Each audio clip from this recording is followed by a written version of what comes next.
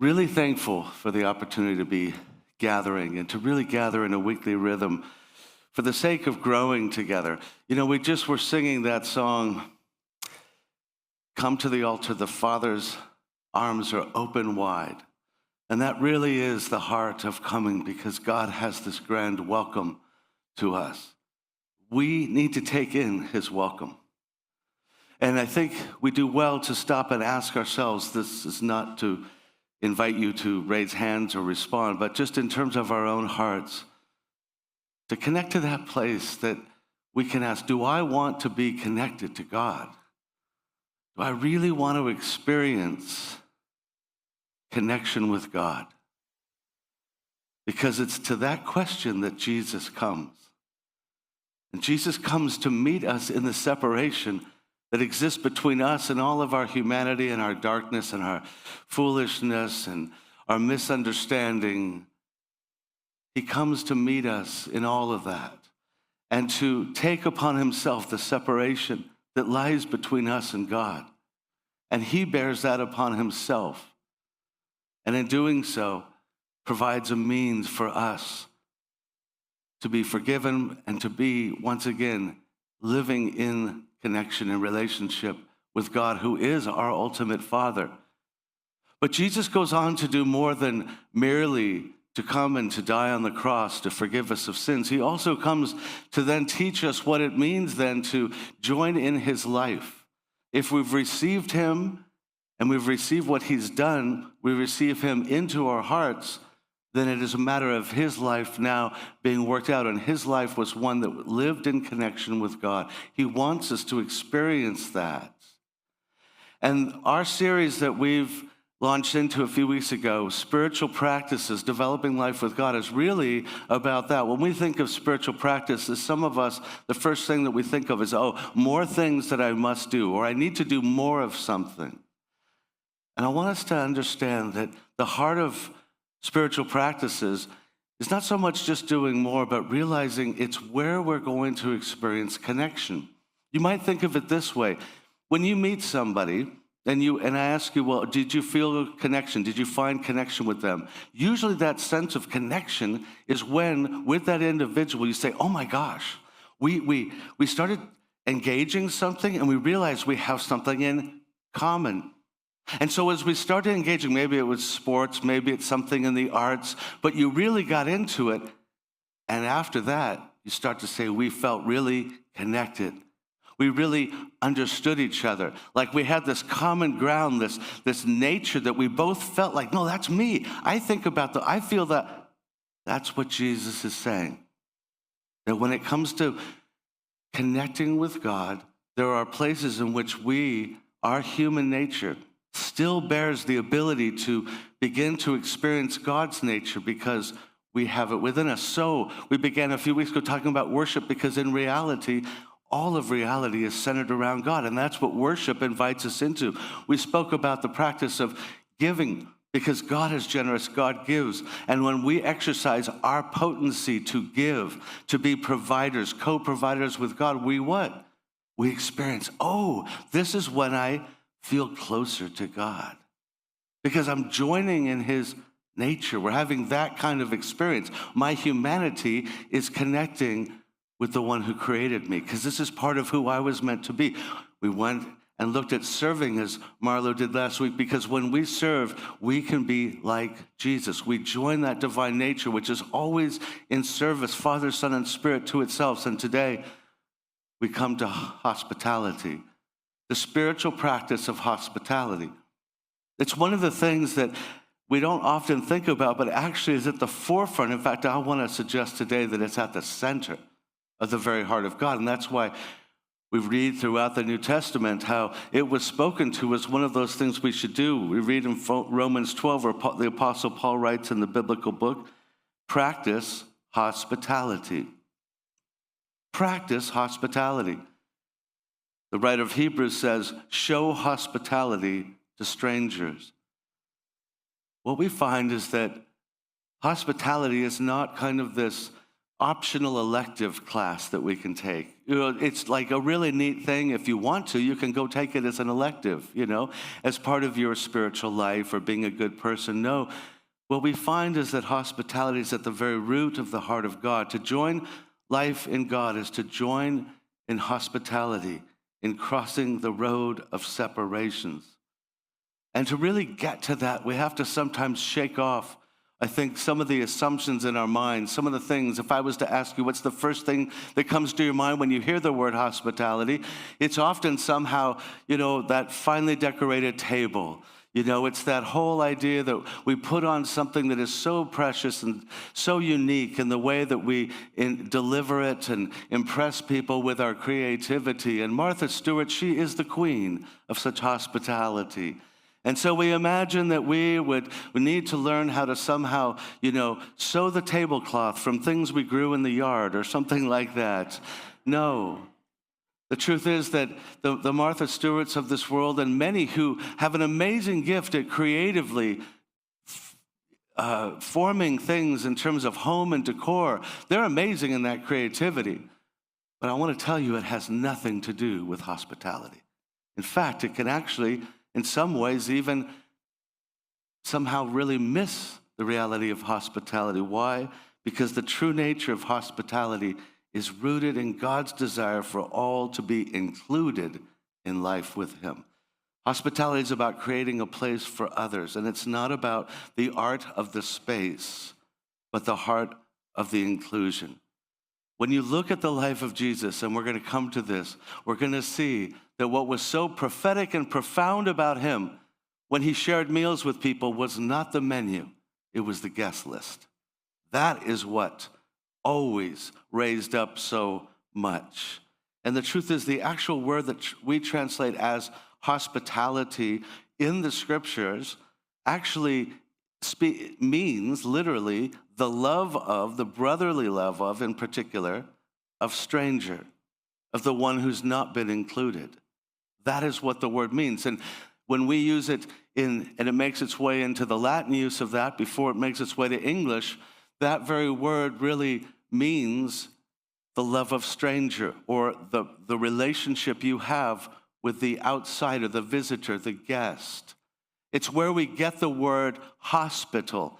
Now that starts to help us start to think about perhaps what hospitality is about. And the opposite of it is the word hostility. That's the anti-hospice word. And so it is the difference between what a hospital provides and what hostility does. That is the roots that we get at. And this is the love that flows from God. And He calls out to His people to be those people who live into that. He's never wanted people to be excluded. He's like a parent looking at his children saying, you have all kind of learned to exclude each other. Imagine as a parent, you see your kids doing that to each other and doing it by very vain differences and divisions and disgust for one another. And it breaks His heart. We see Him when He calls a people together, a nation together. He calls to them, starting way back in the Old Testament. We read in Leviticus how He commands the nation of Israel with these words. He says, when a foreigner resides among you in the land, do not mistreat them. The foreigner residing among you must be treated as your native born. Love them as yourself, for you were foreigners in Egypt. I am the Lord your God. This is really ultimately a call to hospitality, to realize that it's about aligning with God. When they were called to how they treat others who feel excluded or feel outside or would feel somehow marginalized in their land, what is He saying to them? Well, He says the reason that you should give space to them, care for them, is because I am the Lord your God. And those words would have resonated with anyone who heard them, because they are the very words by which the 10 Commandments flow. They would have heard and been able to fill in the words, I am the Lord your God who what? Who brought you out of the land of Egypt. When you had no place, I gave you a home. So you better treat people like the one who's been given that kind of treatment. That is what He's saying to His people. And this is what comes forward and finds even greater truth when Christ comes and makes it possible for all people to find their home in God. This reality comes forward because all of those, particularly those who were Gentiles, were still what? Outside. They were still never included in what appeared to be God creating home and space. So he brings this home again. And we read in Ephesians where the Apostle Paul, himself a Jewish man now realizing the reality of what God's done, says, remember that at the time you, speaking to Gentiles, were separate from Christ, excluded from citizenship in Israel, and foreigners to the covenants of the promise, without hope and without God in the world. What is he getting at there? He's saying to these people, as he would say to us, that you need to remember that you were once excluded. Because here's what really happens so often. We spend our whole lives, all of human life, trying to get on the inside, trying to finally belong, wondering if we're somehow included. And if we ever find inclusion, if we ever find ourselves inside the circle, the temptation is to turn our back on everyone who's outside the circle. And he's saying, don't you dare do that. You who have once been excluded and God's done this, I have done this for you, you need to understand that. Hospitality to those outside of God's household reflects God's mercy to all of us. And so in Jesus, we find ourselves, he's saying, to be the enemy who's now been loved, to be the sinner who's now been saved, to be the stranger who's welcomed. For God came to us while we were sinners, while we were separated. He met us there, and he wants us to be meeting people in that. And so in this way, every spiritual practice, this reality of hospitality is arguably at the very core of what it means to be connected to God. If we don't somehow engage the reality of what it means to make a space and place for other people, we really cannot find ourselves connecting with God very well, because this is the thing he's saying it all begins in, is his choice to do that. Now we might wonder, well, doesn't God exclude people himself because they turn away from him? Absolutely. There is an ultimate sense in which God's welcome is there, but if people so choose, they will ultimately face that exclusion. But here's the truth that Jesus challenges, and that is that the truth of God and the truths of God and who he is and what we do are very exclusive. They have an absolute about them, but love is not exclusive. And this is what Jesus showed. He loved those regardless of what their response is. When he died on the cross, he died for all lives. The only person who ultimately is excluded from God, as some would argue, like C.S. Lewis, is the person who chooses to be excluded. It is not God who ultimately excludes so much as our own response. So yes, there can be exclusion, but as Jesus was so radical to show, love is to be shown to all. The offer of that space and place is there. We can live into the common ground and the common grace. That's what we are to live into. And with that, Jesus blows up the whole religious world. That is not an exaggeration. Now, when I speak of the religious world, I don't mean religion in terms of a certain set of beliefs, but our own human religious nature, because apart from God's grace, all human religion will ultimately be some form of trying to divide the world between the good people and the bad people, and then we do our best to try to make sure that we're part of what we've defined as the good people, and that somehow we're included in that, which means we have to make sure others are excluded from that. And that's so much of what happens. And then here comes Jesus, and he doesn't play out that idea. He doesn't live into that. And there is where the great conflict between Jesus and our own religious nature comes. And we see this over and over in the way that he joined into gatherings and the way that he joined into meals. It was offensive to that nature. And what becomes so powerful and prophetic, as I said, is that Jesus lived a life and he joined into meals in which it was never, the prophetic element was never so much the menu and what they ate, but it was the guest list, who was with him. How dare he, how could he sit in meals with drunkards and prostitutes. He could not be from God, and yet Jesus would say, no, that's exactly what you have a problem with. The welcome and the love of God was for all. And we see this kind of inclusion. And Jesus was so explicit about this. At one point, he even, right there in the midst of the host, to all the people there, says, when you throw a party, you typically are going to invite your friends. And there's nothing wrong with that. That's good. It would be a good thing for any of us to do. But he says, but if you really want to do the way of God, if you really want to learn how to throw a kind of party in the Spirit of God, then you invite those who are strangers, those who are outcasts. He says, invite the poor, invite the blind, invite those who are disabled, invite those who the world has deemed to be cursed. And in that, you will learn how to throw a party that's more like God. This is what Jesus spoke of so much, and that is so hard. Like, this is really hard for me to even engage. The idea of having to be so inclusive, the idea of thinking about those in which there'd be discomforts, that can be challenging. And so it is that Jesus comes to one point, it's one familiar to many of us, where there is one who says, hey, Rabbi, I want to do things right. And he says, oh, I get it, love God, love your neighbor, got it. And Jesus says, I'm not so sure you do. And he tells a story that's familiar to us, known as the Good Samaritan. And I invite us to hear that again. When we read in the Gospel of Luke chapter 10, it says this, the man wanted to justify his actions. So he asked Jesus, and who is my neighbor? And Jesus replied with a story. A Jewish man was traveling on a trip from Jerusalem to Jericho, and he was attacked by bandits.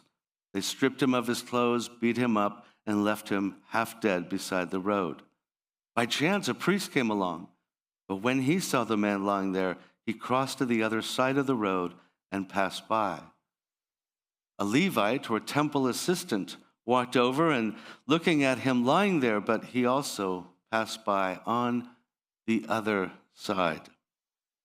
Then a despised Samaritan came along, and when he saw the man, he felt compassion for him.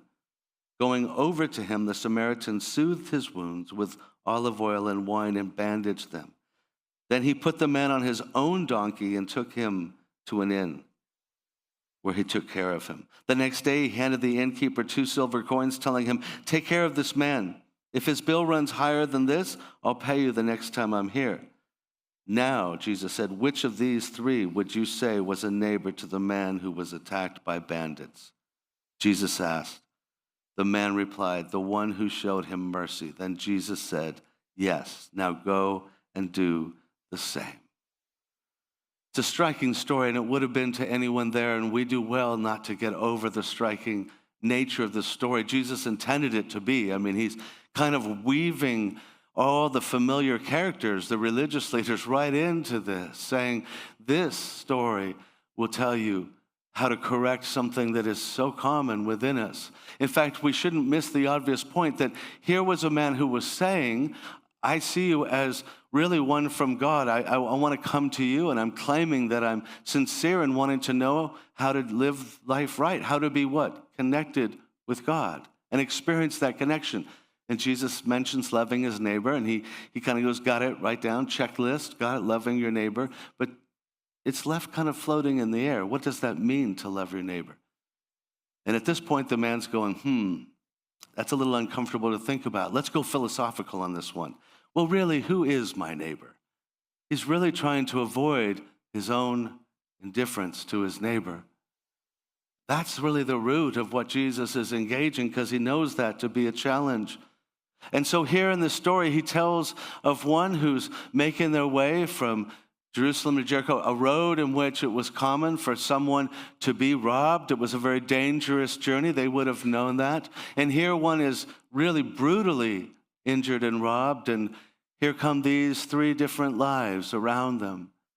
And in this, I just want to bring home to us, before we're done, what it is that I think Jesus so clearly does remind us and teach us about how to practice what we could say is hospitality right at the center of this. And the first thing is this: hospitality begins by seeing those unseen. In verse 33, it says, when he saw the man, he felt compassion for him. When he saw him, he felt compassion. There are so many lives that are along the pathways of any of our lives that are just unseen. Now, they might seem like they're very seen, but as we all know, it's really easy. We almost spend our whole lives learning how to see, but not to see. To not see the person who has wounds that nobody knows how to engage. One of the things I appreciate so much about my own father is how much he would walk into a room and he would be the one who just saw the person who was the least seen. On the last day that I spent with him, one of the things he said to me, he said, I want you to make sure you take care of this very distant relative named Jim. Let me tell you about Jim. Jim was a man who, at a very young age, his mom died of a disease while he was just a schoolboy. His father had come back from the war in World War II, an alcoholic. And as a result, Jim had no really parents. So one of the relatives tried to take him in, but it didn't really go very well. At this point, he just withdrew into life after high school.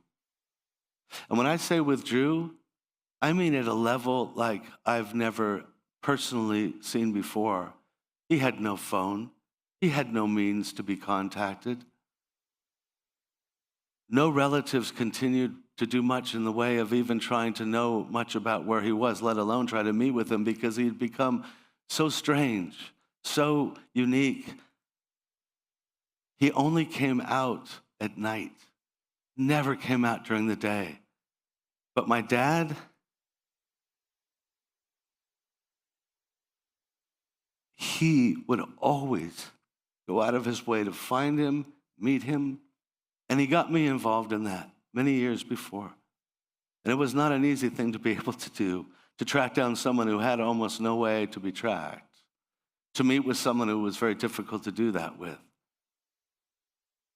But what I found a few years ago, and I shared once before, is I got a call, and this is months after taking him to a hospital to get an operation because he had no one. So I got a call from Maria Cardenas, and she was the deputy of conservators. And what it meant is she asked if I knew a Forrest Wellman, as he was known. And I said I did, and she shared with me that he had died. He had been found in the basement in which he lived, which I had recently dropped him off at, days after he had died. They found him there, and there was no knowledge of who he was, no really record hardly of him. They just found my phone number on his refrigerator. Would I just identify him? After going through that process, I asked her, is this what you do? Do you make calls like this? She said, yes, it's all I do. I said, that's stunning. Like there's this many people who nobody can identify. She said, 200 people a month in Los Angeles die with nobody who can identify who they are. 6 bodies every day are buried in what's called the common grave in this city. The common grave has a list of now 1,000 pages with nothing but the names of the people that have been buried there because nobody claimed them. Oh, how many people are there around us who may not be like Jim, they may not be as unknown, but in some deep way, they experience that they don't know if they're really included. And let me say to you that I know for a fact that there are so many people who may have lots of wealth as well, and yet they're carrying some deep things from their own formative years that tell them that they may not really be included. They might have found ways for navigating life through ways in which their own resources have allowed them to do that and even to be very successful. But this is why so many who are the most successful monetarily are those who take their own lives. Because the question is, am I included? Is there a hope that I am acceptable? Is there anyone who would be able to meet me in my own deep questions of that? That is the power of where we need hospitality. It's the ability to see people. And notice that all three of the characters saw the person, but only one, is it said, he saw him and what? Had compassion. See, seeing is not an issue of the eyes, it's the issue of the hearts. To really see somebody is not my ability to somehow visually have swept past them. It even says that one of them got near him for a moment, but then he what? Went to the other side, continued to keep that distance. But compassion is where I really see somebody and I feel that sense of significance to what I've seen, which leads to the second thing, which is that hospitality crosses the road of indifference. Verse 34 says, with very significant words, going over to him. Or literally, it says, when he saw him, he went to him. He what? He crossed the road. He crossed the road. Those words are very potent. I hope that you and I could kind of just take them in for a minute. What Jesus is saying is, this is the moment that he did what others did not do. He crossed from the other side to this man's side. And we have to ask ourselves, what would have been there in the gap between where he was and where this man was? What is it that exists in that space between them? When you look at somebody, when he saw him, what might he have had to see between he and the other man? Perhaps one thing is fear. There'd be fear between me and that person going on. That's in that space. Why? Because this man had been robbed on a road that had common robbings. So there may be assailants just waiting in there to come and to attack somebody if they came out and tried to help this man. There's a lot of reasons why we go, I don't know if I want to kind of get involved or care for somebody because it might get messy. It might not be entirely safe. That's very real. It's a natural feeling. Another thing might be conflict. You've got to remember, this is a Samaritan who's despised by Jews to come help a Jew. What's he going to experience in this man? All the hostilities that are represented within him. And sometimes when we think about helping a neighbor or helping somebody, we think, I don't know what they think of me. I don't know if we have conflict. We may have a lot of differences. There also may have just been the most common thing of all between them, and that is indifference. Just indifference. I mean, I live in a world that has taught me how to have a home and a garage door and fences, and we've learned how to create homes in which we are, in a sense, told to come and get rid of any expectations others may have of us. So there's just almost a natural indifference to our neighbor. That's the kind of thing that this man had to cross over, and that Jesus says he is crossing over. To love our neighbor will require crossing that road, including that road of indifference. It could mean that we're crossing across the street. It might mean that we're crossing across the hallway to a neighbor in our apartment or our condominiums. It may be that we're crossing over some kind of distance between us and them. But somewhere it's always there, whether it's the parking lot or the street, there is some distance to cross. And Jesus says it involves that. And thirdly, it leads to hospitality serves the need of others. Verse 34 goes on to say, he goes over to him. Going over to him, the Samaritan soothed his wounds with olive oil and wine and bandaged him. Then he put the man on his own donkey and took him to an inn where he took care of him. Jesus tells how the Samaritan helped care for this man's needs. He soothed his wounds. What beautiful words. They challenge us because I think about soothing the wounds and realize there's a lot of different wounds. There's a lot of different wounds merely than just in this story. They can refer to so much. How many ways have my own actual neighbors and people that I might not even have met been in their own way struck violently, beaten like this man, but perhaps not by simply the fist of another, but in some way been beaten. This world is full of a violence that has come upon people that needs to have its wounds soothed. How many different ways have people been robbed like this man? I believe everybody, all of us, each of us have been robbed in ways of what we were meant to have in terms of our dignity. How can we soothe the wounds of how others have been robbed of the dignity, the gifts that they were meant to share in, that have been robbed from them? There are so many ways. And this is a picture then of really providing hospitality. And what's interesting about it, what's striking to me, is that it doesn't even involve a home. This whole story of really what I think is the heart of hospitality doesn't even mention the involvement of a home. Now we're going to see that the home and meals are really at the forefront, if you will, of one of the greatest ways that we can express hospitality. But it's interesting in this story, it is not limited to merely what we have or may not have in the way of our homes. Jesus himself embodied the hospitality of God, and he had no home. What did he do? It was the way he included other people in meals that he shared with, and he said, they have a place here. It's the way that he attended to other people, that other people were all saying, get them away, get the crippled away, get the disabled away, get the children away. And Jesus, he attended to them. It's the way that he ultimately died for who? Everyone. He gave his life for everyone. And it was that way in which, in so many regards, we can begin to realize what hospitality is. It's about living in that divine place in which God's welcome is lived into and lived through us. And there are many ways that we can do that, from, the very specific and direct way of people who serve, and any of us who could serve on our hospitality teams, because they are the ones who meet us at a door and say, welcome, come. This is the house of God. Come in here. And they're the ones who help prepare food for us to come, stay for a bit.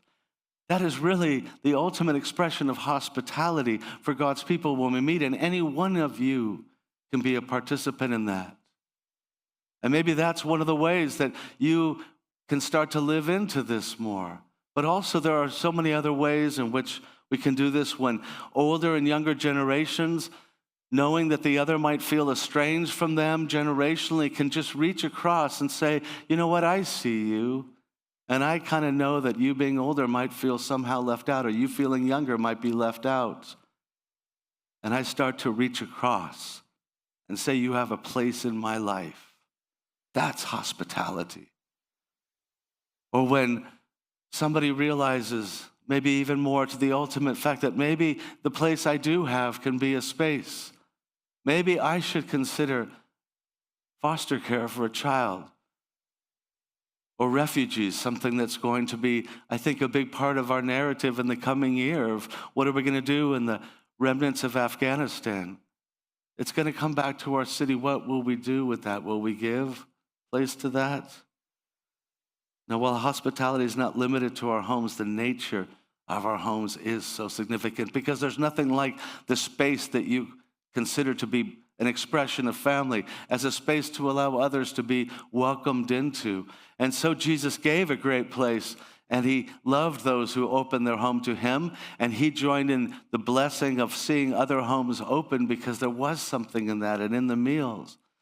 So I want to close for us with this opportunity, an opportunity to practice hospitality right at a point in which hospitality gets kind of a great invitation to be expressed, and that is the holiday season. So I want to introduce to you, and we'll share more in weeks to come, but really introducing today our Holiday Hospitality Challenge. Some of you are familiar with this, because for now several years we have had a Host a Holiday Party Challenge. But this year we're going to just tweak a little bit, because we know that the context of pandemic and where people may be at in lots of different ways might feel like it needs a little bit more opportunity that everyone can be involved in. And so there's three choices that I want to challenge you to consider. See, the holidays open up a time in which people are very open to inviting and coming along and connecting across neighbor to neighbor. When Jesus says, love your neighbor, it is not merely our literal neighbors, but for most of us, it's rarely our literal neighbors. We should start by maybe thinking, what about my actual neighbors? That's what this is an invitation to, your actual neighbors. And one of the things we can do is to host a holiday party. And this year, as we emerge from the sensitivities of coming together, and maybe people would think, I can't really see throwing a party, but many people, I know most of my own neighbors who are older, would say that if there's outdoor space, they'd be very comfortable. There's clearly that kind of comfort at this point, and many people have backyards, front yards, a back patio, maybe partial space outdoors, and maybe a courtyard that's common space in your apartment building. If you have such a space, I really believe people are so ready to come out. And the holiday, I think, is going to meet that moment really well. And so I would say, be the one who helps to make that happen. And what we've learned is, don't call it a Christmas party. Call it a holiday party. Most of my neighbors, probably over half, are Jewish in background. Very secular, very open, still open to spiritual things, but that would be more fitting to make it a holiday party where all cultures and traditions can feel welcome to come together.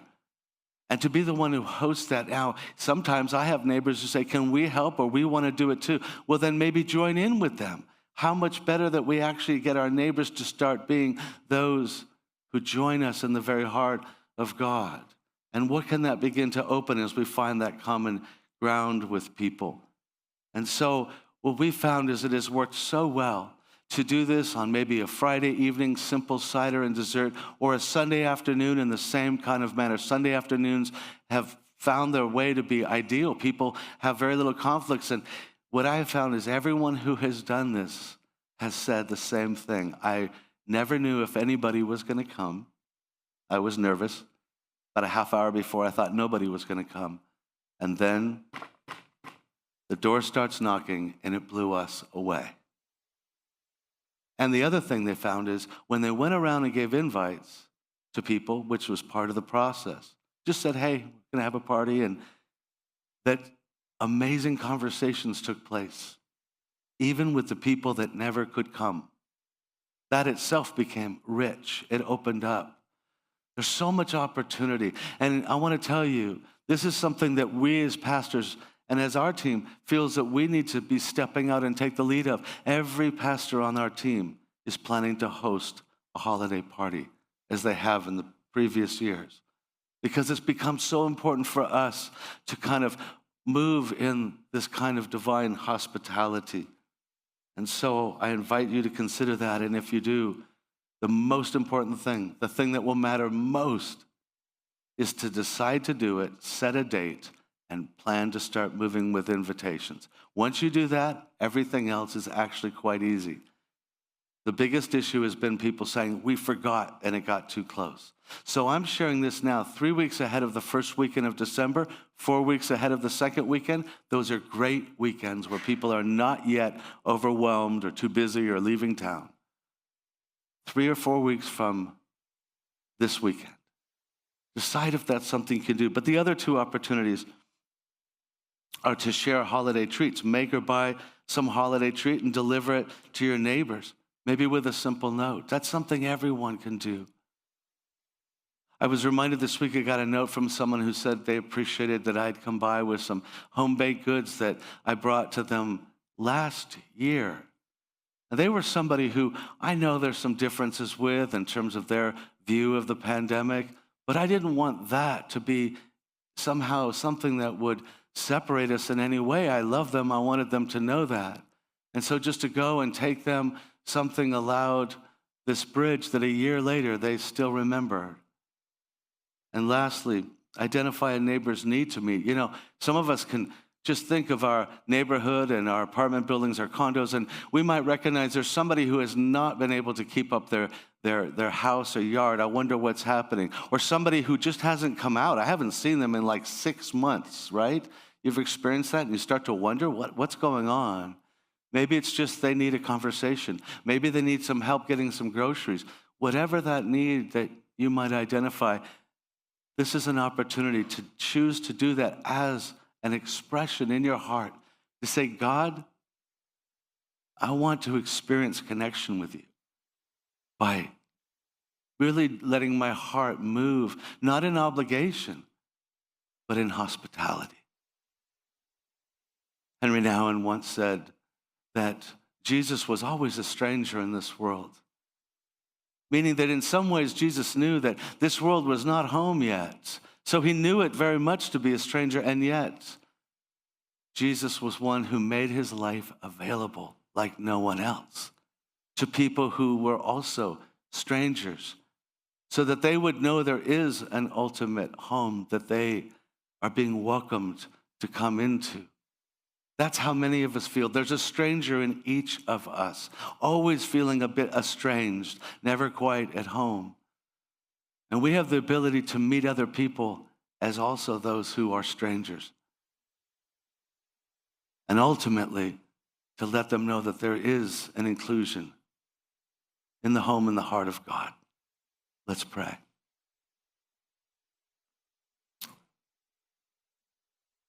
God, we come as those who really can feel challenged. We feel threatened by strangers. We feel conflict sometimes with strangers. We can feel like we've mastered how to just try to manage our busy lives. But we pray today that you would open us up, and we're reminded that the Samaritan who you told us about was themselves on their way somewhere. They were the only one that seemed to be busy, and yet they found a way to be busy and meet their responsibilities, but also to stop and make space, to stop and meet a need. So we pray that you might help us to pause and open our own hearts, not just our eyes, but our hearts. And we pray that we might recognize we too have, in some ways, our worlds have become small. Our tables have become too small. I pray that you would expand the tables of our own heart. You would help us to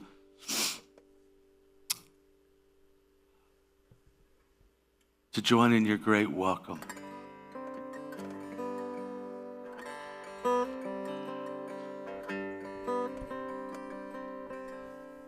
Pray that you would help us to cross that road of indifference and there experience you, connect with you. Have moments in which we realize that, like meeting somebody, we realize we share something with you.